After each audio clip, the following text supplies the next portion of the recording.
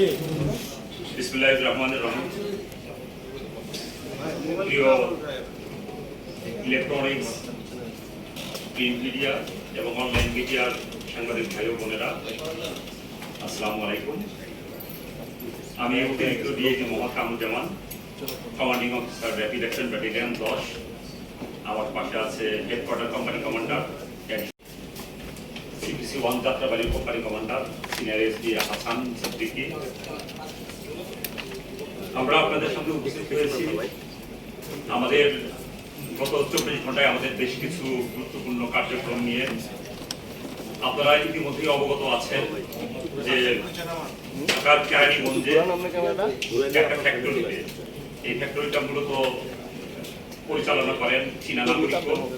সেই ফ্যাক্টরিতে একজন ডাকাত ঢুকে একজন চীনা নাগরিককে গুরুতর জখম করে এবং কিছু মূল্যবান সামগ্রী নিয়ে যায়।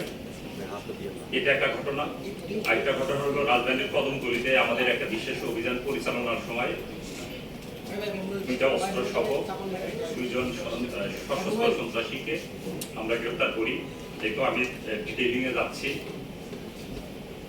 আপনারা জানেন যে র্যাপিড অ্যাকশন ব্যাটালিয়ন ডাকাতি, চাঁদাবাজি, হত্যা, ছিনতাই, অপহরণ ও প্রতারণা সহ বিভিন্ন অপরাধে জড়িত ব্যক্তিদের গ্রেপ্তার করে সাধারণ জনগণের আস্থা অর্জন করতে সক্ষম হয়েছে। তাছাড়া বিপুল পরিমাণ অবৈধ অস্ত্র, গোলাবারুদ ও মাদক উদ্ধার করে র্যাব দেশের আইন শৃঙ্খলা রক্ষায় প্রশংসনীয় অবদান রাখছে। তাই ধারাবাহিকতায় আমরা আমাদের কর্মকাণ্ড পরিচালনা করছি। গত 14 তারিখ একদল ডাকাত 15 থেকে 20 জন হবে, তারা ইয়াংজি জিয়াং প্রকল্পের মেইন গেটে চলে আসে সন্ধ্যে 7:10 দিকে। মূলত সন্ধ্যে 7টা এবং সকাল 7টা হলো এই ফ্যাক্টরির যে শ্রমিকরা আছে, শ্রমিকদের শিফটিং টাইম। এই সময় মূলত তাদের যে মেইন গেটটা থাকে সেটা বলা যেতে পারে ওপেন থাকে, কেচি গেট যেটা সেটা ওপেন থাকে, অন্যান্য সময় কিন্তু তালা বন্ধ থাকে। ঠিক 7:10 সময় 15-20 জনের ডাকাত দল তারা মেইন গেটে আসে। মেইন গেটে এসে মেইন গেটের যে দরজা, সেই দরজার ছিটকিনিটা বাইরে থেকে কিন্তু হাত দিয়ে কিন্তু খোলা যায়। ভিতর থেকে ছিটকিনি লাগানো ছিল, তারা ছিটকিনি খুলে ভিতরে প্রবেশ করে ওইখানে 2 জন গার্ড ছিল। প্রথমে গার্ড রুমে এই 2 জন গার্ডকে বেঁধে তারা বাম পাশে তাদের যে অফিসিয়াল বিল্ডিং আছে, দোতলা বিল্ডিং, সেই বিল্ডিং এ তারা যায়। ডাকাতরা ওখানে গিয়ে নিস্তল একজন চাইনিজ নাগরিক ছিলেন, তাকে অস্ত্রের মুখে জিম্মি করে। আর এই ঘটনার সময় ডাকাতরা আমরা যেটা দেখেছি, আমরা আমাদের প্রাথমিক তদন্তে আমরা যেটা দেখেছি যে বিভিন্ন দলে ভাগ হয়। একটা দল মেইন গেটের বাইরে থাকে, আর একটা দল থাকে আপনার মেইন গেটের ভিতরে, যারা এই গার্ডদের নিয়ন্ত্রণ করছিল। আর একটা দল গ্রাউন্ড ফ্লোরে যে চাইনিজ নাগরিক ছিল তাকে জিম্মি করে রাখে। আর একটা দল উপরে চলে যায়, দোতলায় চলে যায় এবং বিভিন্ন জায়গায় মালামাল, টাকা পয়সা সেগুলো লুণ্ঠন করতে থাকে। এর মধ্যে আমরা দেখেছি যে তারা ওই ভবনের ভিতরে যে সিসি ক্যামেরা ছিল, একসময় তারা সিসি ক্যামেরাগুলো ভেঙে ফেলে যাতে সিসি ক্যামেরা যাতে রেকর্ডিং না হতে পারে। এদিকে যখন তারা বিভিন্ন মালামাল লুণ্ঠন করতে থাকে, তখন একজন চাইনিজ নাগরিক সে বাধা প্রদান করার ফলে তাকে ধারালো ছুরি দিয়ে তাকে কুপিয়ে গুরুতর জখম করে। এখন সে আবদিন হসপিটালে চিকিৎসাধীন আছেন। আমরা র্যাপিড অ্যাকশন ব্যাটালিয়ন খবর পাওয়া মাত্রই ঘটনাস্থলে আমাদের টিম ছুটে যায়।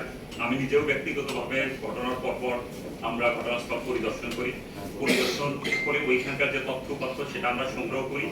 এখানে আমাদের জন্য সুবিধা হয়েছে যে আমরা কিন্তু সিসিটিভির যে ফুটেজ আমরা সংগ্রহ করতে পেরেছি।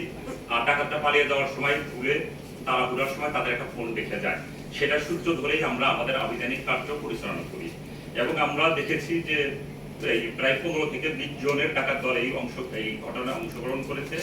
আমরা তাদের অনেককেই আইডেন্টিফাই করতে সমর্থ হই এবং আমাদের এদের গ্রেপ্তারের জন্য অভিযান পরিচালনা করতে থাকি। তাদের শেষ পর্যন্ত আমরা 5 জনকে গ্রেপ্তার করি, 5 জন ডাকাতকে, এবং থানা পুলিশ 1 জনকে গ্রেপ্তার করে। আমরা তাদের পজিশন থেকে 3টি বিদেশি দামি ব্র্যান্ডের ঘড়ি আমরা উদ্ধার করি, লুণ্ঠিত করি। আমরা 2টা মোবাইল ফোন পাই এবং 15,700 টাকা আমরা উদ্ধার করি। এই যে এই উদ্ধার অভিযান এবং গ্রেপ্তার অভিযান, এই অভিযানটা অব্যাহত আছে। এখানে যেটা দেখা গেছে যে এই 5 জনকে আমরা গ্রেপ্তার করেছি, এরা মূলত হলো কেরানীগঞ্জ এবং মুন্সিগঞ্জের বাসিন্দা। এরা প্রত্যেকেই কোনো না কোনো পেশার সাথে জড়িত আছে। কেউ এখানে অটো চালক আছে, কেউ রং মিস্ত্রি, রড মিস্ত্রি, বাস ড্রাইভার। তারা এইসব সাধারণ কার্যক্রমের পাশাপাশি তারা তাদের জিজ্ঞাসাবাদে যেটা আমরা জানতে পেরেছি যে তারা মোটামুটি তাদের দরিদ্রতার জন্যই তারা এই ঘটনাটা ঘটিয়েছে। আমাদের প্রাথমিক জিজ্ঞাসাবাদে আমরা এই তথ্যটাই পেয়েছি। আরেকটা ঘটনা, আমরা মাদক উদ্ধারে যাই আপনার যাত্রাবাড়ি ক্যাম্পের একটা দল কদমতলী এলাকায়। সেখানে সেই অভিযানে গিয়ে আমরা দুর্ধর্ষ 2 জন অস্ত্রধারী সন্ত্রাসীর আমরা খবর পাই। তৎক্ষণাৎ তাদের সেখানে আমরা অভিযান পরিচালনা করে অস্ত্র সহ 2 জন সন্ত্রাসীকে আমরা গ্রেপ্তার করি। এর ভিতরে একজন হলো জিতুর বিরুদ্ধে 12টি মামলা আছে। বড় ধরনের সকল অপরাধের সাথে সে জড়িত।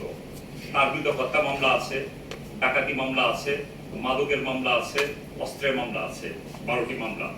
এবং আরেকজনকে আমরা গ্রেপ্তার করি অস্ত্র সহ, তার নাম হলো হুমায়ুন হোসেন রনির বিরুদ্ধে কদমতলী থানায় বিভিন্ন রকমের 9টি মামলা আছে। মূলত এরা মাদক ব্যবসা করত এবং এই মাদকের ব্যবসা নিয়ন্ত্রণের জন্য বিভিন্ন ধরনের সন্ত্রাসী কার্যকলাপ পরিচালনা করত। এদের কাছ থেকে আমরা একটি বিদেশি পিস্তল, একটি 1 নলা বন্দুক ও 6 রাউন্ড গুলি আমরা উদ্ধার করি। এদের বিরুদ্ধে নিয়মিত মামলা অস্ত্র আইনে বিএনপি ঢাকার কদমতলী থানায় নিয়মিত মামলা রুজু হয়েছে।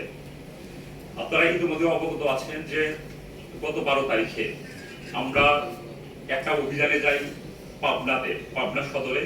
সেখানে আমরা অভিযান পরিচালনা করে 4টি আগ্নেয়াস্ত্র সহ 4 জন সন্ত্রাসীকে আমরা গ্রেপ্তার করতে সক্ষম হই। এই ছিল আজকে 3টি বিষয়ের ব্রিফিং। আমরা আমাদের যে কার্যক্রম, সেই কার্যক্রম আমরা অব্যাহত রাখবো এবং আমাদের প্রচেষ্টা থাকবে র্যাপিড অ্যাকশন ব্যাটালিয়নের আমাদের যে ভালো কাজ, আমাদের যে দায়িত্বশীল কাজ, দেশের মানুষের নিরাপত্তা বিধান করা, সেই লক্ষ্যে আমরা আমাদের যে কার্যক্রম সেটা অব্যাহত রাখবো। তাছাড়া আমাদের এই যে প্রতিটি কর্মকাণ্ড, আমাদের যে 3টা গুরুত্বপূর্ণ অভিযান করেছি, আমাদের নতুন যোগদানকৃত ডিজি মহোদয়ের নির্দেশনা ক্রমেই আমরা আমাদের যে কার্যক্রম আমরা আরো বেগবান করছি। তাছাড়া এডিজি অপারেশন মহোদয় আমাদের যে নির্দেশনা দেন, সেই নির্দেশনা অনুযায়ী আমরা কাজ করি। এবং আপনারা দেখেছেন যে র্যাপিড অ্যাকশন ব্যাটালিয়ন কিন্তু আগের যে কোনো সময়ের চেয়ে আমাদের কার্যক্রম কিন্তু অনেক বেশি বেগবান এবং অনেক বেশি দায়িত্বশীল। বিশেষ করে 5 আগস্টের পরবর্তী সময় থেকে আমাদের যেই কার্যক্রম, সেই কার্যক্রম শুধুমাত্র জনগণের যান এবং মালের নিরাপত্তার জন্যই আমাদের।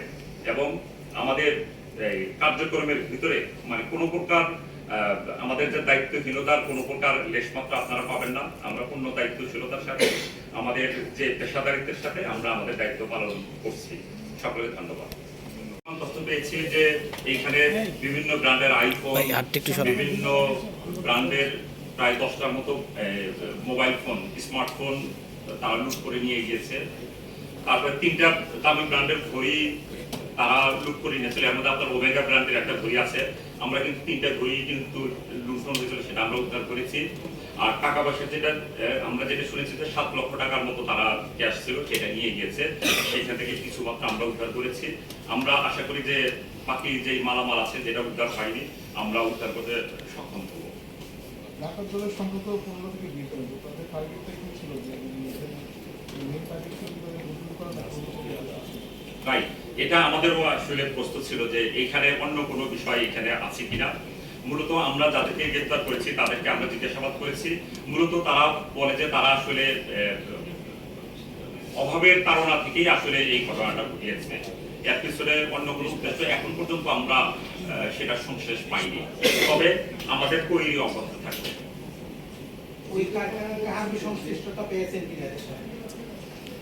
এই 5 জন ছাড়া আমাদের প্রথমের দিকে সন্দেহ ছিল যে এখানে যারা সিকিউরিটি গার্ড হিসেবে যারা আছে এদের কোনো প্রকার সংশ্লেষ আছে কিনা। তাছাড়া যখন ঘটনা ঘটে তার আগে একজন কর্মচারী বাইরে গিয়েছিল, তারপর আবার ভিতরে আসে, এই বিষয়গুলো ছিল প্রাথমিক সন্দেহের তালিকায় ছিল। আমরা তাদেরকে জিজ্ঞাসাবাদ করেছি, তাদের যে অনলাইন অ্যাক্টিভিটি সেগুলো আমরা দেখেছি। এখন পর্যন্ত আমরা সংশ্লেষ পাইনি, বাট সংশ্লেষ আমাদের কাছে মনে হয় হয়তো থাকতেও পারে, বাট আমরা সেটা প্রচেষ্টা অব্যাহত রাখছি যে কারো সংশ্লেষ আছে কিনা। যেগুলোর কথা বলছিলেন যে বড় ধরনের আপনাদের সাথে গিয়েছে, তার কিন্তু আমরাও দিয়েছি। তাকে আগে কখনো গ্রেফতার করা হয়েছিল? আগে সে অনেকবার গ্রেফতার হয়েছিল। আমি আপনাদেরকে গ্রেফতারের কথা আমি দেখছি দ্বিতীয় বিষয়ে। আপনার সে কিন্তু 12টা মামলা আছে, এখানে প্রত্যেকটা মামলায় কিন্তু সে প্রায় গ্রেফতার ছিল, প্রায় প্রত্যেকটা 12টার ভিতরে আপনার ধরে দিতে পারেন 9টা থেকে 10টা মামলা দিয়ে সে গ্রেফতার ছিল আগে। স্বল্প সময়ের মধ্যে তাদের বিরুদ্ধে এর আগে যে এই 5 জনের ভিতরে আমরা অলরেডি 3 জনের বিরুদ্ধে মামলা পেয়েছি, আগে থেকে তাদের বিরুদ্ধে মামলা ছিল। তাদের সাথে ব্যবসায়িক কোনো ঝামেলা ছিল কিনা, ওই চায়ের যে ব্যক্তির সাথে কথা বলছেন, নাগরিকের কথা বলছেন, তার সাথে ব্যবসায়িক কোনো ঝামেলা রয়েছে কিনা এলাকাবাসী বা কোনো অন্য ব্যবসায়ীদের সাথে? না, এটা একটা ভালো প্রশ্ন করেছেন। এটা আসলে তদন্ত মামলা হয়েছে, এটা তো আসলে এটা তদন্ত হবে, এগুলো আসলে ডিপ অ্যানালাইসিস গভীরভাবে যখন ইনভেস্টিগেশন হবে তখন এই বিষয়গুলো বের হয়ে আসবে। এই প্রাথমিকভাবে আসলে সেটা আমরা বলতে পারছি না। ডাকাত দলের কয়জনকে শনাক্ত করা গেছে? না, সবাইকে শনাক্ত আমাদের সিসি ক্যামেরা ফুটেজে কিন্তু সবার ফেস রেকর্ডিং আছে, বাট আমরা আরো 5-6 জনকে আইডেন্টিফাই করেছি। আমরা 5 জন গ্রেফতার করেছি, থানা পুলিশ একজনকে করেছে 6 জন, আমরা আরো 5-6 জনকে আমরা আইডেন্টিফাই করেছি, তাদের গ্রেফতারের প্রক্রিয়া চলছে। তাদের কি কোনো রাজনৈতিক পরিচয় বা রাজনৈতিক ছত্রছায়া এগুলো করে এরকম কোনো কিছু পাইছে? রাজনৈতিক সংশ্লিষ্টতা তো আসলে এটা দেখা হয় নাই, এটা মূলত তারা একটা ডাকাতি করেছে। আমরা আসলে তাদেরকে আপাতত এখন পর্যন্ত আমরা ডাকাত হিসেবে তাদেরকে ট্রিট করতেছি, এবং আসলে আমরা তাদেরকে সবাইকে গ্রেফতার বা মালামাল লুণ্ঠিত মালামাল উদ্ধারই আমরা ব্যস্ত, ওই বিষয়ে আসলে যাওয়া হয় নাই এখনো। Thank you. জি।